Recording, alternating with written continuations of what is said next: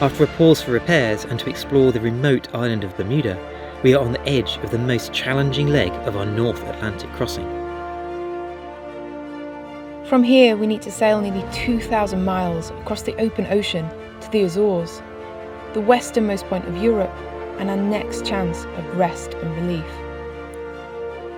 It's with trepidation that we eye the forecast. We expect to be out of sight of land for 2 weeks, and the weather in this region can be volatile.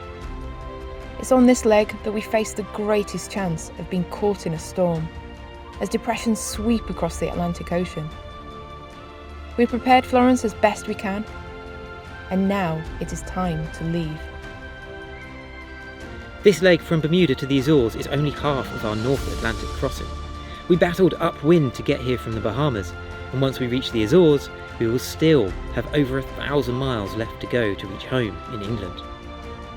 We are Amy and Matt, and this is Florence, our home and safe haven upon the ocean.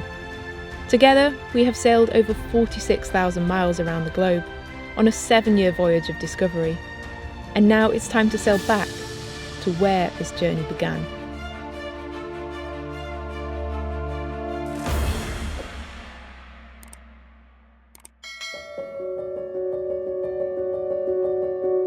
Although we have enjoyed our time here in Bermuda, we have not been able to fully concentrate on the here and now. Our minds have been preoccupied by the weather for the journey ahead. Each day we dissect the forecast and have the same discussion. Should we go or should we stay? The same discussion is happening on every boat in the anchorage. Some engage professional weather routers, but most, like us, prefer to work it out themselves. With nearly 2,000 miles between us and the next safe haven in the Azores, it's not a decision to be taken lightly. Every time a boat leaves, we recheck the forecast to see if we should be going too, anxious that we may have misread our information. Tomorrow, if anyone looks out of their hatch at dawn, they will be rechecking themselves, for they will see Florence setting sail. It will be interesting to see if any others follow us out. We won't know if we've got it right for another 2 weeks if we arrive safely in the Azores on the other side of the Atlantic Ocean.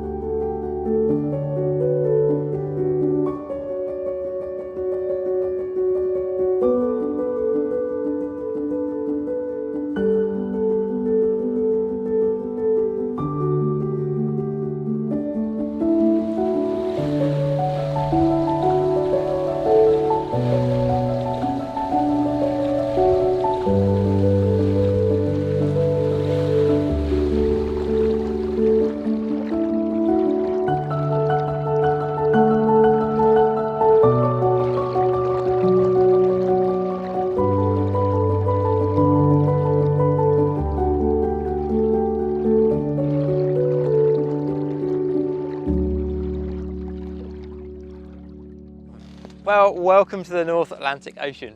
We've been waiting in Bermuda for 2 weeks for a weather window to sail across the Azores, and we found one which was the best weather window we'd seen for the whole time we'd been there. So we left at dawn. We were trying to get on the back of a low pressure system, so we left just after the winds changed from being easterly winds around to northwesterly, jumped on the back of that, and we're making really good progress straight out of leaving Bermuda. Pretty bumpy sea state, but we're expecting that to calm down. We're expecting the next day to have lighter winds for a patch, which we did. And then by day 3, we were supposed to be into good winds and making really good progress on towards the Azores. But this is day 3 and we've got nothing. There's hardly any wind. We're just drifting along at like 2 knots. And in fact, yesterday we spent a lot of time drifting in drizzle. We were hiding under the cockpit tent in the cockpit there, just drifting along. So we've got to decide whether or not we turn on the engine and motor, but we can only carry enough fuel to motor 450 miles and it's about 1,800 miles. So it's not much point if we're just going to motor and then run out of fuel.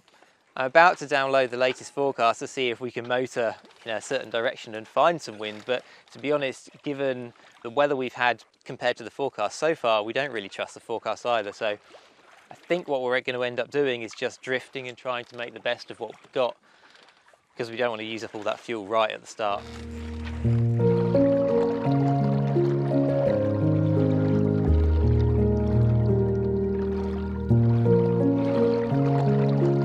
To make the best of what we have means hoisting our biggest sail, the Spinnaker. We are fortunate to have a boat that sails very well in light winds.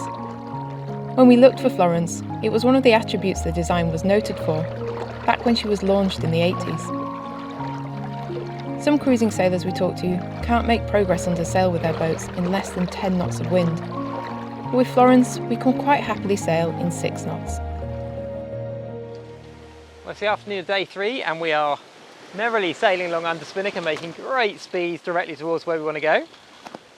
It's been a really nice afternoon of sailing, but now we've got a line of black cloud approaching behind us with some raining clouds, so we're just keeping an eye on them to see if they're going to hit us, because normally a raining cloud you get a lot more wind, but these look like they kind of just drizzle rather than heavy rain, so I don't think there's too much wind in front of them. So we just decided we're going to keep the Spinnaker up, and hopefully the rain's going to go either side of us and miss us, because the other side of the clouds it looks like blue sky again, nothing too much to worry about.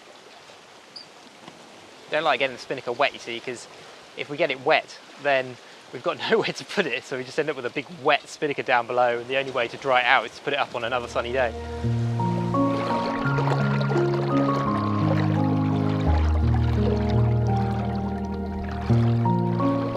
Whilst this is beautiful sailing, with over 1,000 miles to go before we reach the Azores, we couldn't help wishing for a little more wind to speed us along. Maybe we shouldn't have wished quite so hard.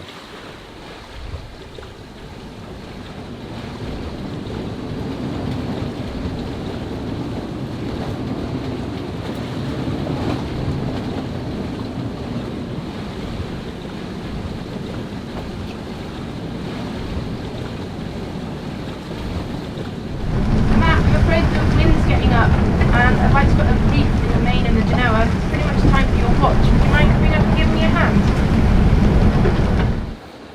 Well, welcome to day 5 on board. A little bit more bouncy than it's been recently. And we're reaching instead of going downwind, so everything's a bit on the lean. The camera doesn't do the motion justice. But note how Matt is holding onto that pillar all the time while getting dressed. This is so that he doesn't get thrown across the cabin by the wave motion.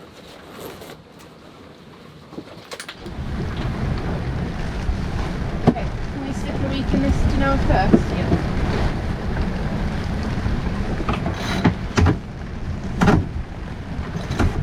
Okay, when you're ready? Ready? Okay, a little bit more. That's it. So far, we haven't done many manoeuvres with the cockpit tent on. Usually we take it off to reef. But in this weather, we want to try and keep the cockpit dry, so we're experimenting. So then you take the boat off of the Aries and take control. Okay, we're off the Aries. Okay.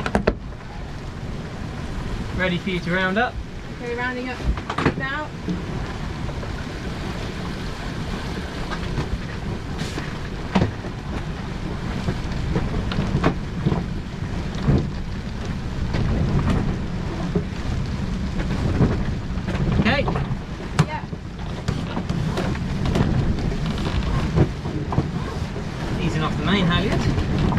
Pulling in on the second reef, and I've got marks on the main halyard, so I know that's where I need to live off to.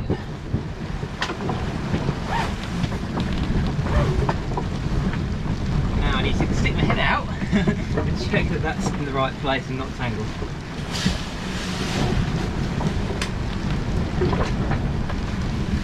Pretty good. That is Matt pulling the main sheet in so that he can reach the boom from the cockpit and check that the aft end of the reef is in properly. Being able to easily reach things like this is one of the beauties of having a small boat. Before I pull the second reef in tight, I just checked that there's no folds of the sail caught in it which can chafe and rip it. So I had that happen on the old mainsail. There's the second reef in tight. So wind the sail back up on the main halyard.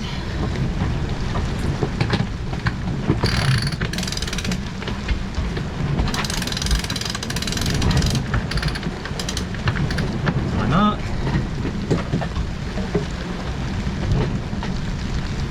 Good.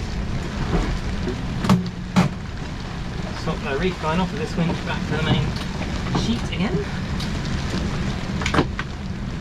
Okay, it's done, you can bear her off.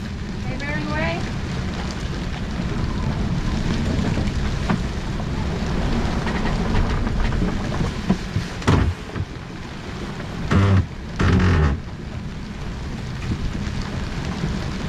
Okay, that's a good course there.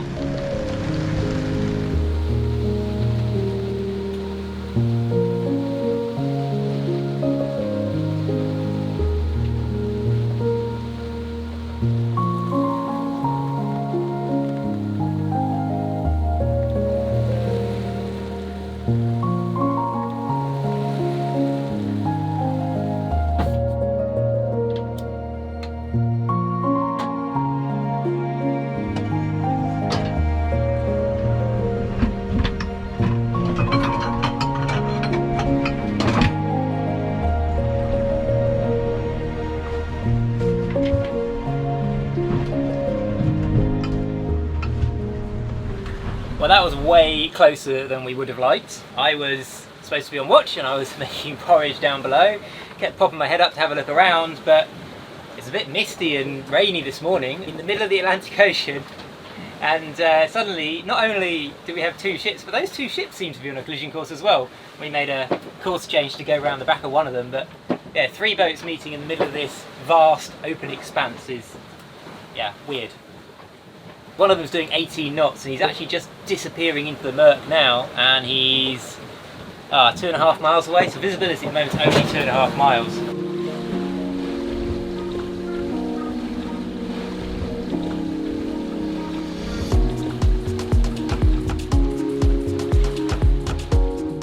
Life has to go on whatever the conditions are.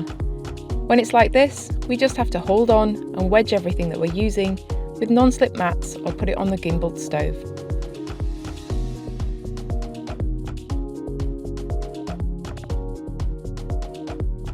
Breakfast this morning is instant oats, our simple, easy, go-to breakfast when it's rough weather.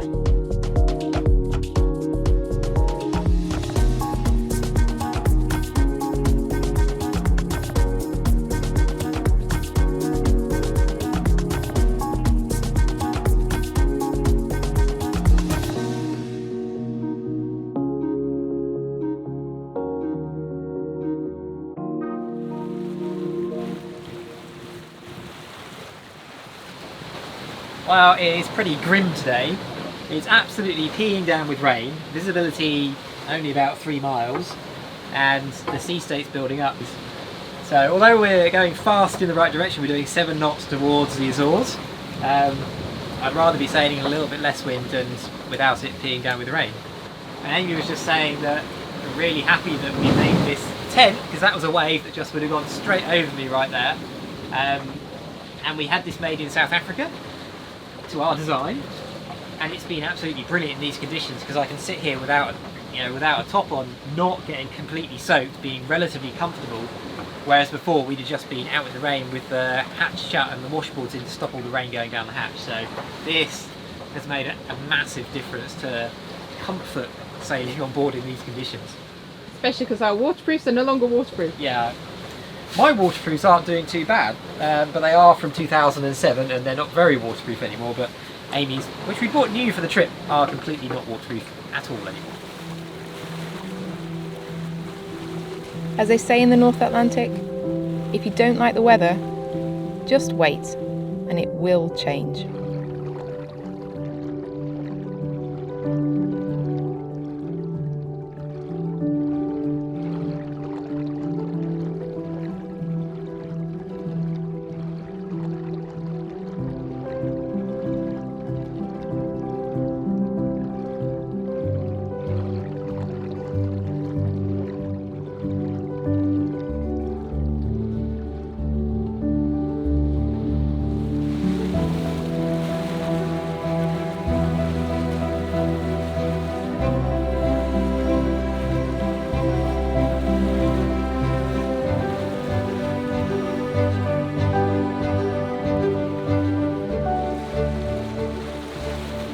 Really beautiful mackerel skies this morning, and we normally find we get these sorts of clouds when the weather is about to change.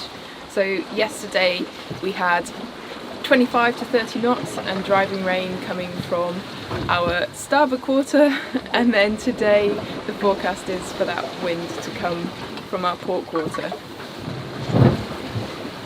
But in the meantime, the sea state has eased off and we should hopefully today have a really nice day of sailing until that breeze kicks in. Although it was a very exciting day yesterday because we now have less than 1,000 miles left to go to the Azores, and that's always a key moment on Florence because that's the time that our countdown to the waypoint actually starts showing any distance. And normally it's just 999, whether that's 4,000 miles to go or 1,001. So today we've got 911 miles to go to the Azores.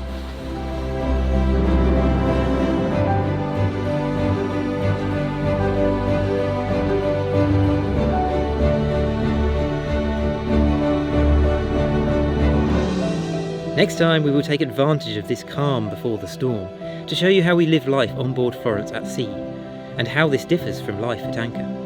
So next time will be a mid-Atlantic boat tour. If you enjoy our videos, please subscribe to the channel to make sure you don't miss an episode, and that's absolutely free.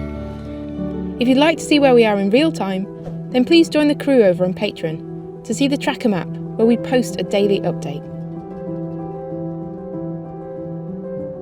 As always, we want to say a massive thank you to everyone who supports the making of these videos, and especially our star patrons.